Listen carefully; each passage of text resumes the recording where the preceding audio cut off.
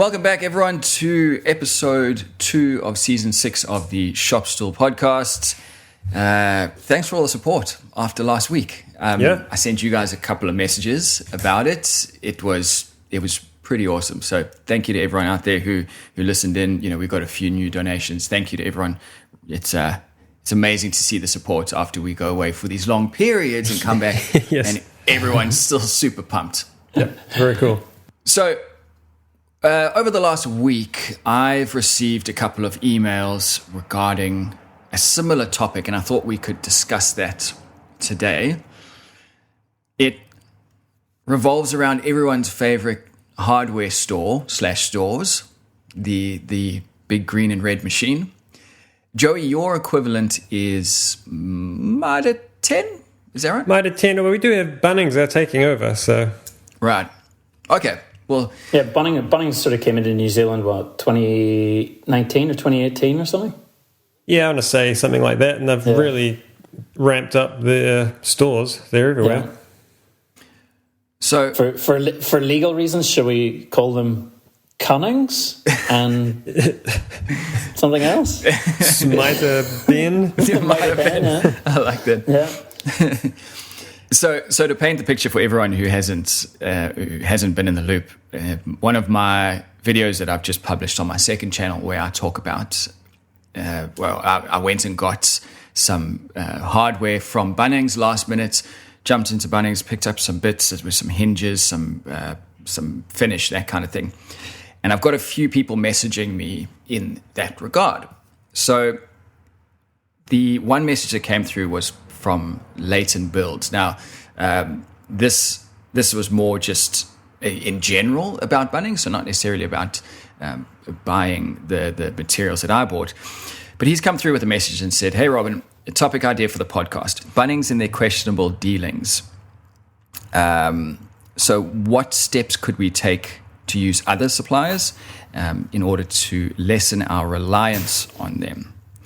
Whilst Bunnings is convenient, do you and the guys have any experience sourcing materials and consumables elsewhere?" So I think it's a great question. A bit of context, because I know we've got a lot of American listeners as well and European listeners. So Bunnings is like the equivalent of Home Depot or Lowe's or any of those big box department stores.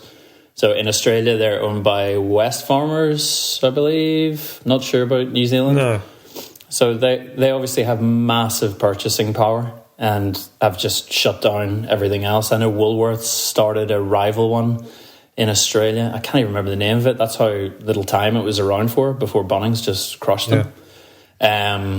So yeah, that's the context. Huge purchasing power. They can basically control their pricing however they want. If somebody else comes into the area, they can lower their prices, and nobody can compete. And it's interesting, actually. I wonder. This is aimed at all the international listeners. Here in Australia, there is a very negative sentiment towards Bunnings by everyone. From some people. Like I still think you're sort of weekend DIYer, like you know, your dad wanting to build something with his kids and stuff, still gets a buzz out of going to Bunnings and having a look around and maybe buying like a Ryobi jigsaw and then making some of his kits. So I definitely don't think the sentiment is entirely negative. I think it's more from a professional perspective or for advanced hobbyists and things. I think that's when the negative opinions start to come in a little bit. Because I wonder if it's the same feeling and sentiment in the US or whatever the store is in the EU. I wonder if that's an international or a global feeling. Don't know. Or if it's just a very Australian. Because I remember an Australian friend of mine once said to me, tall poppy syndrome, I think is what it's called, where Australians hate anyone who does well. Yeah, I suppose there's a little bit of that, but I guess the whole Made in America thing disappeared in the 90s. And it did to an extent in Australia, but in Australia we still have that whole thing about supporting, an independent craft brewery or an independent coffee maker or something like that. So the idea of having all our hardware stores controlled by one conglomerate, I think that's one thing that troubles Australians a bit. I don't know. What do you think, Joey? You said about other players not being able to compete. And I think it's only fair to recognize, though, that you're not typically comparing apples with apples. True. If you want the bare bones cheapest option possible, that's why Bunnings is popular. Money's tight. People want the cheapest thing that's going to mostly do the job. If you want the best product for the job, almost certainly Bunnings or whoever it is, the box store, they don't have what you want because there's no way they can get the price to a price point which is even comparable, or it's such a I want to say high end, I'm not sure what the term would be. The product, let's say for example Blum drawer runners, they just won't sell to the big box stores because they've got their own thing going on. They don't need someone like a box store to be selling them hundreds of thousands of units because they're doing it perfectly well by themselves and on their margins, on their terms. And so I think if you look at things like, it's a really good option. If you wanted to build a cabinet at home, you've got one choice for a drawer runner, I think, at Bunnings. Like there's maybe two choices, awful, whatever it is, it's terrible. And you're going to be disappointed with what it is that you buy, and you're going to get frustrated and throw it in the bin. Yeah. My slow close hinges failed after 6 months. Admittedly, I have 2 kids, but still, it's not a good look. Okay, the analogy that I would use is it's like Temu. Yeah. So anything that's just made of plastic, or it's you see all the YouTube videos now about I bought these $500 worth of tools in Temu, and I was expecting less and I got more, and it's like, of course, if there's anything mechanical in it or electrical, probably going to be lower quality. If it's like a plastic jig or I don't know, a template or something like that, it's probably going to be the same. And I would use that attitude with Bunnings. If I need a sheet of MDF, it's going to be the same. Like price wise, it's probably going to be pretty close as well. A bit of aluminium trim, like something like that there is no variance in quality. But the second you get into, as you say, hardware, Joey, the difference is exponential. Yeah. So I don't have a problem with going to Bunnings for certain items. Yeah. Obviously I'd prefer to support an independent business, but for ease of just, it's down the road, and it's down the road no matter where you are pretty much in Australia. It just makes sense sometimes. I think, like Robin mentioned before, he had to run in for a quick thing, like spare of the moment. That's when I use that kind of shop. It's like, shit, I need this thing like this afternoon. I can't wait for a courier. I can't drive to the city. I've just got to go to the one that's close and get the next best thing. But typically, for like hardware is a huge, massive markup. If you're looking at a bag of screws is a good one to compare. Like a box of 1,000 screws in Bunnings, like $60, $70. And if you go to a trade screw hardware place, you're looking at a box of 1,000 screws for about $25. Really? As much of a difference as that? It's massive. Holy shit. Like if you go and buy a bolt, if you want like a 12 millimeter, 150 mil long bolt from the hardware store, you're looking at $15, $12 for one bolt. And if it's stainless, you can double that. And you can go to a hardware only fasteners place and get that bolt for $5. Wow. And they'll sell it to you off the street. You just got to go there, find it. And I've always, this is a massive thing for me, like knowing who can supply you the best thing that you want. I buy my sandpaper from the company I bought my sander from because they just happen to have the best deals and a really easy shop online. I can buy a big roll of sandpaper for like $75. It's like 100 meters long roll for $75, and I get it in the next day. And you go look at what a 10 meter roll of sandpaper is going to set you back at a hardware store, and it's the shittest sandpaper ever. Double-sided tape would be the other thing I would say. Like for a short roll in Bunnings, I think you'd be looking about $10. Yeah. And it will last you, well, depending on how much you use it for, but if you're using it for templates and things, it's sort of gone in a couple of days. Yeah. Versus buying a 500-meter roll for $40, $50, and it'll last you for a year. Yeah. So I think, especially when you're starting out on your journey like you are, Robin, I think there is that intimidation factor. It's the same as going to your timber yard for the first time. Like, you're like, oh shit, am I welcome here? Because, I'm just a small guy. Do I need a trade account or anything like that? Do I need a ABN? And it's like, no, most of these places will be totally fine with you going in, no account required, and they will serve you, and they will deal with you because they need your business. Yeah, and if you Bunnings don't need your business. No. If you say to these small companies, oh yeah, I'm in the trades, maybe give me an account form, because it would be good to have, but I'm not sure if I'm ready. They'll say, oh yeah, we'll just set you up on a cash account, and in fact, I'll just give you a trade discount because you said you're a tradesman. And so you're there paying cash, and you get whatever it is, 20% off just because you said, or you make look like you know what you're doing, and they'll say, oh, fine, have a cheaper price. I mean, I think in like 12 years of business, the only people that I've had like actual trade accounts that I've had to sign up with are probably Highfully and Bloom. I think everybody else will just say you're a business, and they'll automatically give you that 5 or 10% trade discount. Yeah. Yeah. Well, this was one of the comms that I got from someone, which has sort of brought this about. Someone sent me an email, Alfred, who was talking about suppliers, and I was quite surprised to hear this. Basically saying exactly what you guys are saying. There are places like Techform, Dorset, Nick Pole, and Arsha that sell Australia-wide. They will have everything that you find at Bunnings, but at trade price. If you have an ABN, then you can call them, and they will set an account with your pricing locked in. You don't have to have a 30-day account. You can still do COD, cash on delivery, I guess. Cash on delivery. And pay with your bank card. So thank you, Alfred, for that message. So the idea of, because this has always been in the back of my head why I've never bothered with these sorts of places is, I'm just a guy. I'm not a cabinet maker at this stage, in my journey. So surely people like that wouldn't even entertain my business. Well, the thing is though that you want to be in the business for the next 20 years.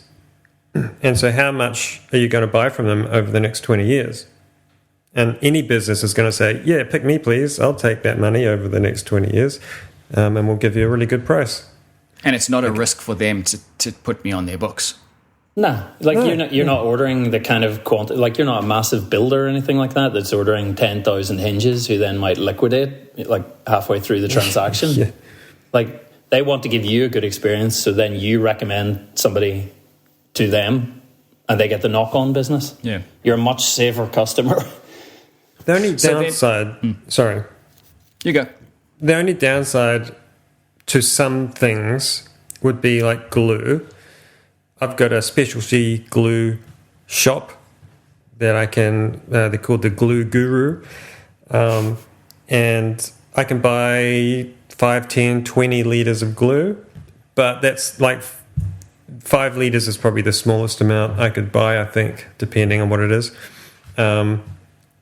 And so sometimes you have to buy more than you ordinarily would, but you're getting a way better product than what you can get in a box store, and it's specific to what you might want it to be. But also by the time you take into account you're getting a trade price, let's say you have to buy 10 litres versus 1 litre of glue, it's still a fraction of the price per litre, and you just take you longer to work your way through it.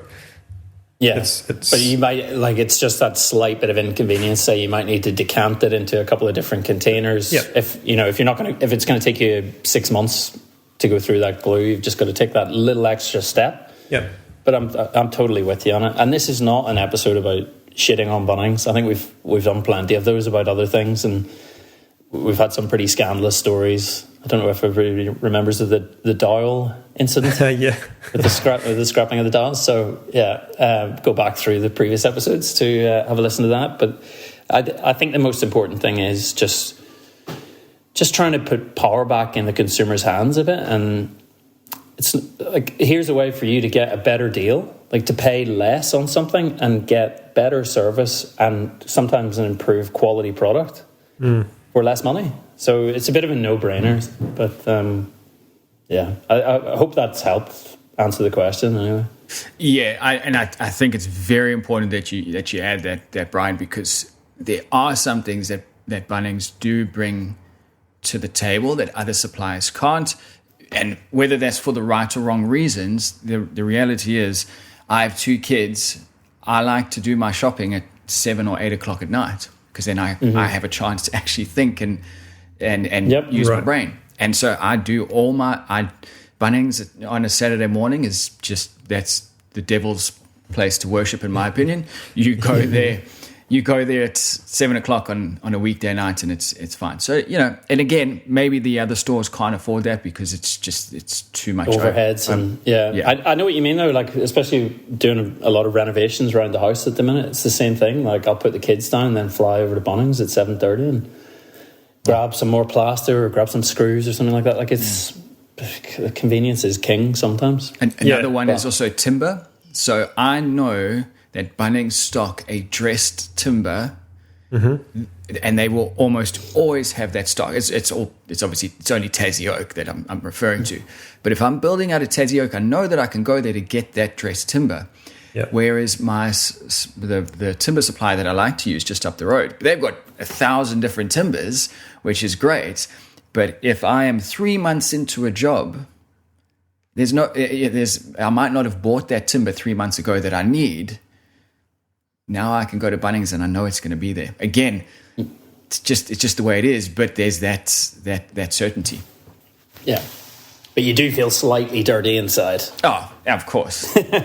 Yeah, of course. That's one of the downsides, I think, to working with what I guess we'll call regular 9-to-5 businesses, is that they are open 8 or 9 to 5, and if you're late or if you haven't planned out your jobs, and you haven't allowed the time for them to pull what you need and get it on the courier, then you are kind of stuck twiddling your thumbs waiting for your supplies to arrive, and you can't just shoot out in the weekend because there's no one there. Or if you're a hobbyist and you work full-time job midweek, then there's apart from getting stuff delivered, but you can't really go in and have a browse and have a chat to people. So that was you go, Joe. I was just going to say, and you'll find that these more specialty shops that cater for our industry often don't actually want you there in the warehouse because they don't have a showroom as such. They just have a warehouse and a couple of people in the office, and they would rather you just order off the catalogue or order off the website, and which makes it a bit tricky for your first time, because I know what it's like to want to hold that piece of hardware in your hand and just measure it because you don't trust the drawings. But eventually you get used to the fact that the drawings are accurate. If you're paying decent money for a good product, the drawings are also accurate. So that was going to be a bit of, I'm looking for practical advice here for myself and anyone listening. One of in that video, one of the pieces that I was buying was a hinge, and I needed one of the leaves of that hinge to fit on a 19mm board. Right. Now, if I look at a 70mm or 90mm hinge, I don't know what the size of that leaf is. So how am I going to know if it's going to be centered? But if I go to Bunnings, I can tell. So how do you get around that with suppliers? Well, you're talking about a butt hinge specifically. I would never use one, so I couldn't tell you. It's probably just trial and error, Robin. Like it's experience. It's an experience. Getting used to it. Like, or say a knife hinge or something like that. It's literally you buy the hardware and then you have to like fit your door around the hardware, not the other way around. Yes. Okay. And we've talked about this before. Like, if you've got a job like making a bed or something, a bed with drawers underneath it, the first thing I do is buy the drawers, assemble one of them and work out how big it actually is, and then I'll go and make my final design around what I've actually got. Otherwise you're going to be up shit creek. Yeah. Yep. Okay. So focus on the parts that you can't change. That's exactly right. Build around You're that. governed by the hardware in 90% of applications. Like, you can only do so much. Out of interest, if you don't use a butt hinge, what hinge would you use? Any other hinge. Why am I feeling personally attacked right now? No. I reckon sometimes, say you have a client that's approached you to do a jewelry box and they don't want to pay for like really nice hinges. If you just get a small little brass butt hinge, like a real tiny one, and make it part of the feature, the design feature, but to have big butt hinges on a cabinet or something like that, it just looks a little bit clunky. But I just think there's a time and a place for it. Yeah, like, I found an alternative, a concealed version that might cost you $10 more or something. Okay, so you're talking. Yeah, okay. If I would use concealed hinge 90% of the time, like you might see on a kitchen cabinet type of thing. Gotcha. I've used piano hinges on jobs where they're required. I've used butt hinges on a TV unit where they wanted to see the knuckles of the hinges to make it look like it was older than it actually was. Things like that. But practically, if you got the ability to adjust your door for whatever reason, it could be as simple as the fact that by the time you get your cabinet sitting in its place, the floor's crooked or something, something's happened, the cabinet's a little bit racked. If you can just tweak your hinge and make it fit the hole, then you're all good. That's not the case. And over time, doors tend to move on hinges. So with butt hinges, you get no way of getting things back. Yeah. But yeah, hopefully that's really covered it. Like I said, it's not really a shit on Bunnings thing, but it's more about direct to supplier, like go to your hardware, like your specialist suppliers. You name drop the glue guru, the advice that I would give in Melbourne.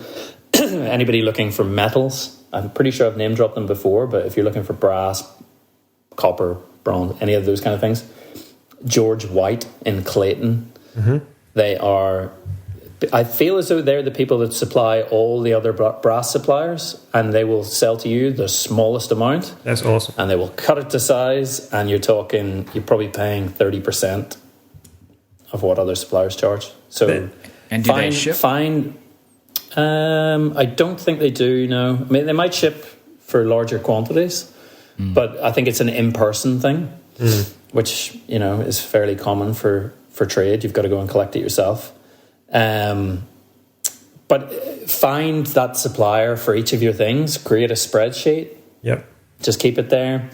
But share it with your friends, share it with other makers and things, and that's massive. That's one way to combat the big guys from taking over. And I would say don't be upset if you can't find what you're looking for on the first page of Google. These smaller, more specific companies are usually tucked away in several Google searches. You've got to just get the wording right, do some bit of sleuthing. Their websites typically are a bit old and a bit crappier because that's not what their job is. Their job is selling the products to industry professionals, and they're not so big on self-advertising. That's typically the case. And so just do a bit of extra searching around and you'll find someone. It's just they might be hidden a little bit. And in terms of hinges, where would you guys go? And I'm thinking, so everyone in Australia and New Zealand can benefit from this, not just locally. You can either go straight to Highfield, like, I don't know. You find other suppliers, like somebody mentioned Dorset and people like that. So you guys don't have a specific... So you don't go to the supplier and look for the hinge. You look for the hinge and then choose the supplier. No, I go to the supplier first. Yeah, it's probably different for Joe because he does more cabinet making than I would do. So I'm literally buying, 6-8 hinges at a time or something like that. I'm not buying 20. But yeah, I would just say go straight to Highfield or something like that would be my... Happily over here is tricky. In New Zealand, you can't buy direct without an account, and they're not easy to deal with. And the only way to buy without an account is to order from Mitre 10. So they've got that corner kind of marketed, which is a bit of a pain in the ass because then Mitre 10 goes and puts 40% markup on or whatever it is. 40%? It's pretty outrageous. Jesus. So if I'm going to buy a hinge here, I either go direct to Blum, or there's a company called Fit, F-I-T, and they are a one-stop shop for cabinet makers. You're talking hinges, drawer runners, hardware, you name it, but they've got 2 or 3 brands of most things, so you can shop around a little bit depending on what it is that you want, and they're a pretty awesome shop. They're really good guys. Okay, let's actually try to bring the listeners in on this, because so many things end up in the DMs of the Instagram account rather than the comments. But if you know a local supplier to you that's good for something, put their name, what they're good for, and where they're based in the comments below the post for this show. We should sort out some kind of spreadsheet for all of us and like have a running spreadsheet somehow that people could access. That's a really good Sounds idea. like you just volunteered, Joey. I don't know how to do spreadsheets. Yeah, that's a great idea, actually. Let's look at building something like that, because that'll be a super helpful tool. Yeah. All right, I think we should move on to the next topic we discussed pre-show. Joey, do you want to talk us through it? Jeez, okay. We've only briefly talked about this, so I will stumble my way through. There are industry-specific, what I guess we'll call industry-specific social media companies. Think of something like a Facebook mixed in with something like an Instagram kind of thing. There's one that is available here in New Zealand and Australia, and they're very pushy people. They want your money big time, and they kind of have a platform where they are combining, they're trying to join clients or potential clients with builders and designers and architects and tradesmen, and it's kind of a nice idea that it's industry specific. I'm struggling with that. The results don't seem to be coming from the amount of money they're charging. Now, I was kind of about 2 years ago, I think I paid them $5,000 for their services, which included essentially making their another sub website, which kind of attaches to their website. And the idea is that people are going to search on their platform and find somebody who fits them from a client's point of view. And I was just messaged this morning by somebody else in the industry saying, hey, look, these guys are hassling me for some money. They want to advertise. It seems like their base rate has now gone to about $7,000 for a year's worth of advertising, essentially, is what it is. And from what I hear, there is little work actually coming back to especially the smaller companies. I think maybe larger companies might benefit from this kind of thing in a different way. Like if you're a large builder, the cost for the advertising to find one more job that's going to maybe $1 million job for the cost of $7,000 probably is not bad return on investment.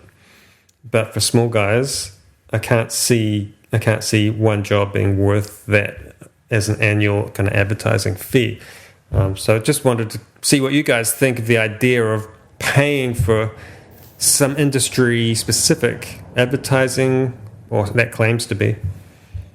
Insanity. Yeah. They've spent this. I've been approached by the same company year on year, and every single time I just say, add me to your do not call list. I think you're right. I think for builders to connect to architects, but the actual platform that they're on, I think it's behind a sign up as well. So you can't actually browse freely through their website unless you have a login. And that just adding that one extra step, I see it as a massive deterrent. It's just one other website you got to remember the password for, or I do not find something like that attractive to me whatsoever. Like $7,000 a year, like you'd be hoping to return I would usually say at least doubling your investment with marketing is how I would look at it. Like if I spend $1,000 on Google Ads or something like that, I'd hope to get one decent job out of it, which might get me a $2,000 to $3,000 return. So if you're doing that for $7,000, you're having to look at 15 to 20 grand return on it. So it does need to be, like for you, a full kitchen or something like that would nearly make it worthwhile. But maybe it's cut your profit margin. That's so you're right. being paid, but there's no profit in it. It's like I got the job, but I didn't really get paid. It's that way up. So definitely for furniture makers, I would say avoid it like the plague. There are other websites that we've spoken about, handcrafted before, which works for some makers, it doesn't work for others. But there's no cost to appear on a platform like that. You put your profile on, you put examples of your work. If people commission you to do work, handcrafted take a commission. So something like that I have no issue with whatsoever. But when people are demanding money up front with no guarantee of any kind of results, it's starting to get into scam territory. You're literally I can even see the people in their office phoning round, and it makes me feel queasy. They're in a nice flash suit, sipping a little espresso, like that kind of just. They have no connection to your business whatsoever. All they're doing is taking a fairly clean looking template website, adding a ton of images and backlinking to your website. And it's like, how much traffic are they claiming to get through that website that aren't just bots? Well, that's what is interesting with this particular. So I paid them, I think it was 2 years ago, for a year's subscription. I'm somehow still on this site. And every time somebody clicks through onto your page or exposes your contact details or whatever, you get an email notification to say things are happening, which is interesting because it does give you a constant, or not so constant as the case may be, reminder of where traffic might be coming from. And I must say, not very often, maybe in the 2 years, I could probably look this up if I knew my password. I could probably look it up, but probably in 2 years, I've probably had 50 email website visits. And I paid $5,000 for that, and I don't think I got one job from it. To play devil's advocate here, please do. Are you not with a service like this? Are you not trimming the fat, so to speak? So anyone who's willing to pay that type of money is the real deal. Therefore, you get direct access to real players in the industry. I'm not saying this is my thoughts. This is just playing devil's advocate. I understand that, but I think the people who are using the service to get work, tradespersons, they're paying the money. The clients aren't paying the money to view it. The potential clients. And so it may be very well that all these people on there are all, yes, we are not tire kickers, but the clients can still very well be tire kickers. They're not what's the word? They're not guaranteed money in the pocket clients. They're still just shopping around. Yeah, but you want to make sure that you are the cabinet installer for Bob the Builder, so he comes to you every time. So you're not. But you don't think you could reinvest that money? Say you had $7,000, pay $5,000 to someone to make a really schmick website, and then pay $2,000 in AdWords to promote it, so that you come up when Bob the Builder searches for cabinet maker. Yeah. Or and then it's got longevity to it as well. Like the old school way to do that exact same thing for $0 is to go and see a really nice house being built on the side of the road, and you walk up and you say, "Hey, Mr. Builder, this looks like a great place. This looks like excellent quality. I do excellent quality work. Here's my business card. Next time you want a kitchen made, why don't you give me a go at pricing it, and we'll see how I go." Well, I was just about to say, with the old school mentality, I think what you're saying is spot on there.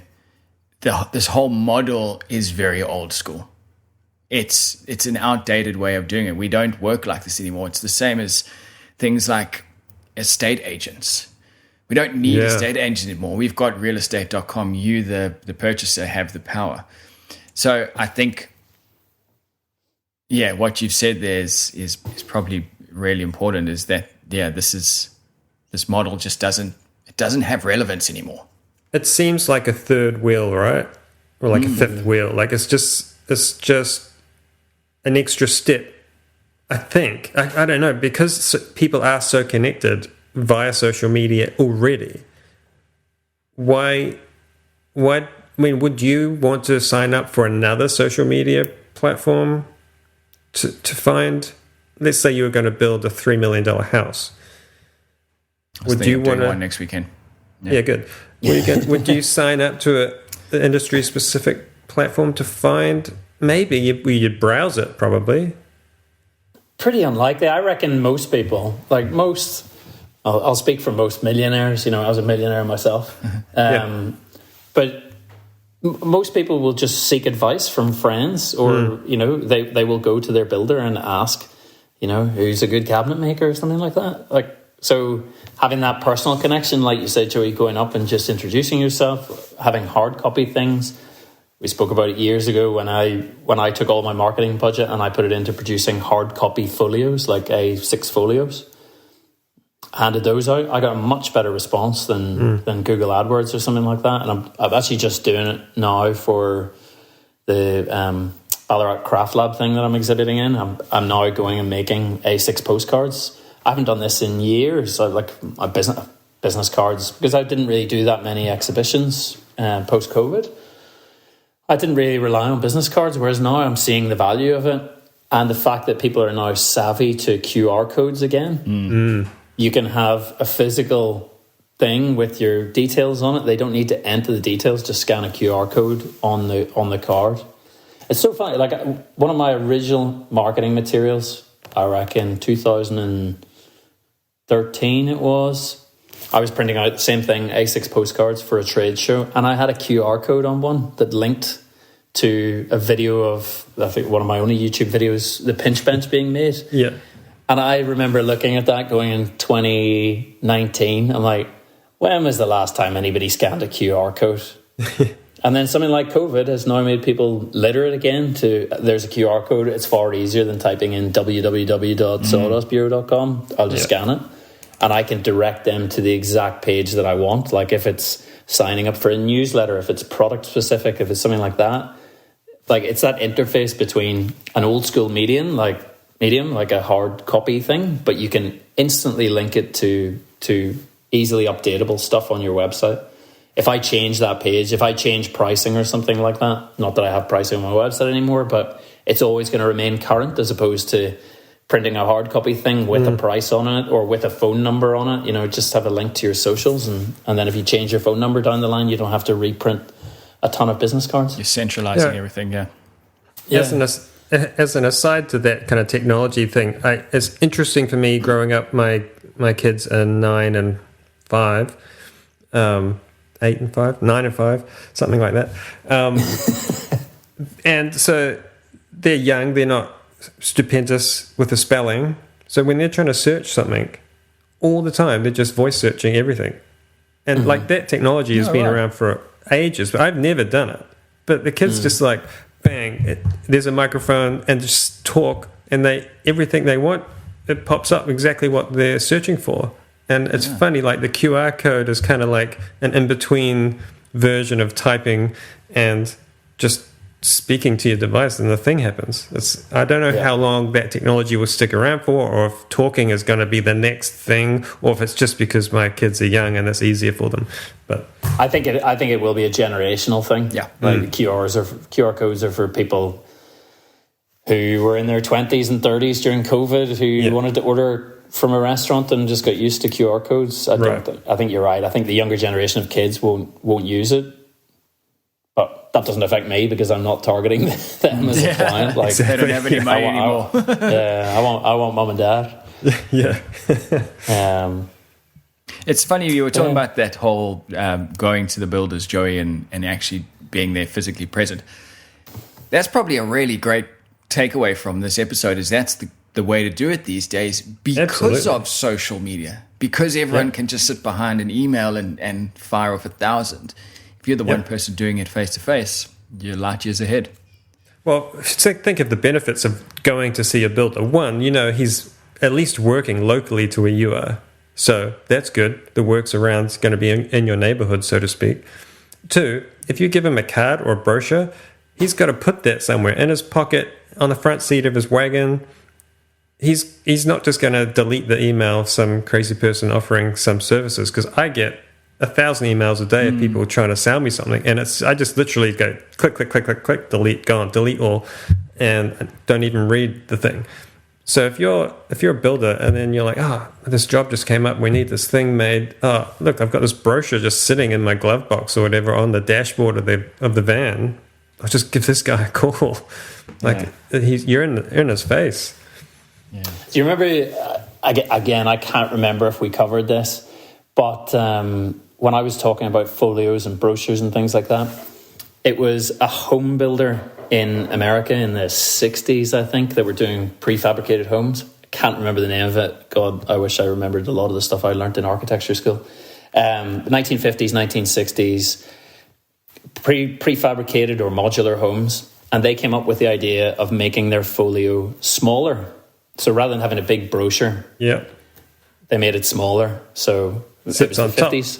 So exactly. It sits on top. So, when the house gets cleaned, the books get stacked up, that folio sits on the top.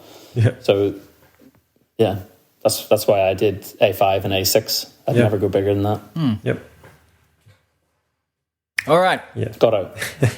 Let's leave it there. I also want to, before we go, I want to bring up a topic for next week and leave this as a bit of a cliffhanger.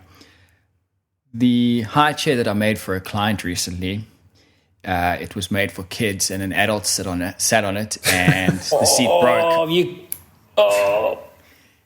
I'm not in trouble legally, but I really want to hear your guys' take on this in the next episode. What the hell? All right. We'll leave it there. Okay. Fair enough. Cliffhanger. Cool. All right, everyone. Good show. I hope there was a lot of takeaways as well, particularly with the supplier story. But yeah, we'll get something together. Go ahead, put your preferred suppliers in the Instagram post, because that'll benefit everyone. And then, maybe we can get together some kind of a list of what we use, and people can add to it, and we can go from there. Yep, seems good. That. All right, everyone. Awesome. See ya. Cool. Have a good week. See you guys. Yeah, bye. Catch you in a couple of weeks.